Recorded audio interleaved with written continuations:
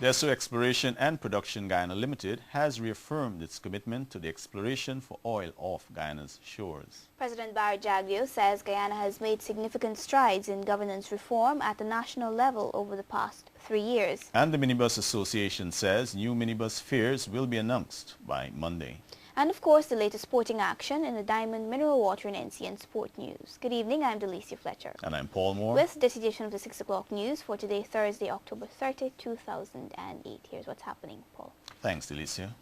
And now for the news. The Esso Exploration and Production Guyana Limited and government have inked contracts reaffirming their commitment to the exploration for oil offshore.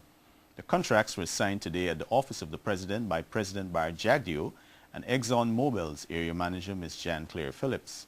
This has cleared the way for the exploration company to resume operations in the contract area or the Stabroek Block. The contract will conform to the recent ruling of the United Nations Convention on the Law of the Sea and will also see the rescheduling of Esso's prospecting license. A release from the GGMC says Esso is to immediately acquire regional 2D seismic images likely to be followed by 3D imaging methods. These will be used to identify possible targets for drilling. World Wildlife Fund Guyana says it is gearing several initiatives that will support President Barry Jagdeo's drive for carbon credits.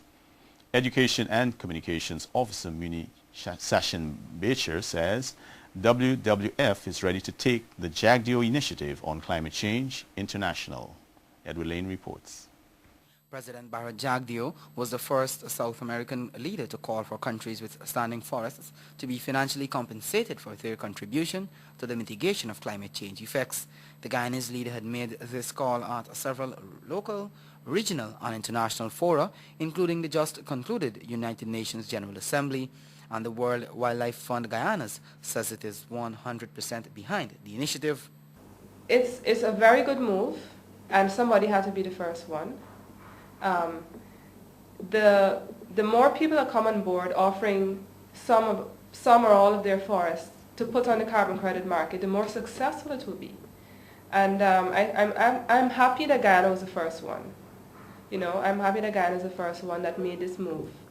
Meanwhile, WWF Forest Officer Janice Bullis says the fund is collaborating with the Guyana Forestry Commission in this regard. We are currently developing a project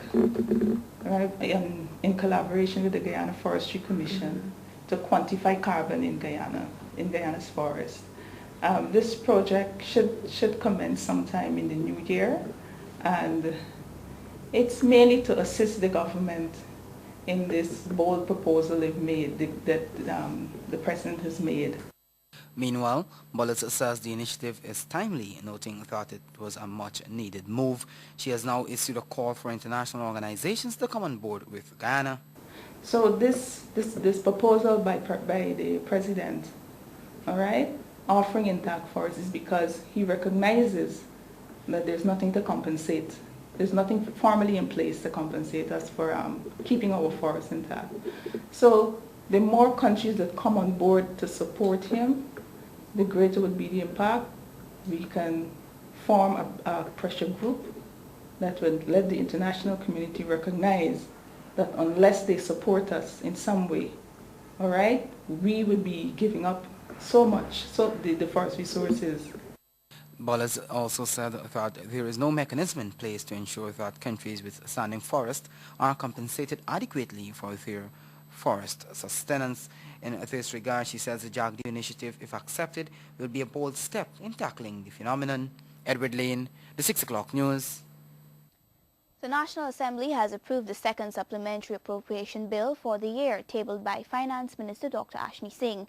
The $2.8 billion paper, which was passed today, seeks to offset current and capital expenditure not catered for in the 2008 national budget. We will bring you the details of this story in a subsequent newscast. President Barry Jagdeo says Guyana has made significant strides in governance reform at the national level over the last 3 years. The head of state cites reforms at the level of Parliament and through the new constitution of Guyana, which he thinks should be built on, given the country's unique situation. President Jagdeo urged persons to read the constitution and cited the many rights commissions already in place. Governance reform at the national level, I tell you that I don't know of any other country in this region that has had so profound a governance reform through the parliament and through the constitution that we have had. I don't know any country in this region that has 5 commissions, the 5 rights commissions, where for you to sit on one of those commissions, you have to have bipartisan support. And these are indigenous people, children, gender, human rights, and ethnic relations. The president made these comments at the launch of the U.S.-funded Guyana Threshold Country Plan yesterday. The Minibus Association says new minibus fares will be announced by Monday, but President of the General Minibus Association, Leon Witters, says the prices of vehicular spare parts will be taken into account in addressing the reduction. Details from Monica Jones. In a meeting with Tourism Minister Mani Ramprasad, the Guyana Public Transportation Association and the General Minibus Association agreed that minibus fares will be adjusted in light of reduced fuel prices. President of the General Minibus Association, Leon Witters, however, indicated that the prices of vehicular spare parts will be taken into account when addressing the reduction. The tank could be filled, right, but if the spare parts is another issue. You understand? If you don't have, okay, you cannot afford to buy a battery, then the vehicle still can't move although the tank is filled. You know, the point I'm making is that the movement of vehicles in the country doesn't depend on fuel alone, right? There are other accessories that are involved.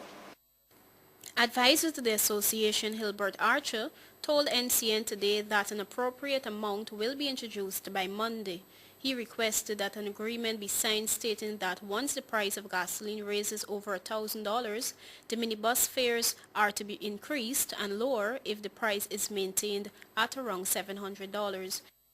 Minister Prashad was adamant that government had honored its agreement and the minibus associations should comply. The prices came down about 20%, 20.2% on diesel and 20.7% on gasoline, from $9.80 to $7.77 per gallon for gasoline, and on diesel from $9.91 to $7.91, which is a 20.2% per gallon.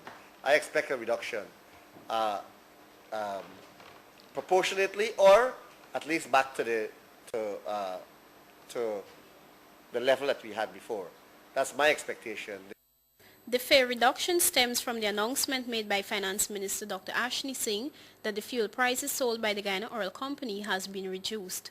Gasoline is now being retailed at $777 per gallon, while diesel is sold at $791. A gallon of kerosene is $623. Monica Jones, the 6 o'clock news.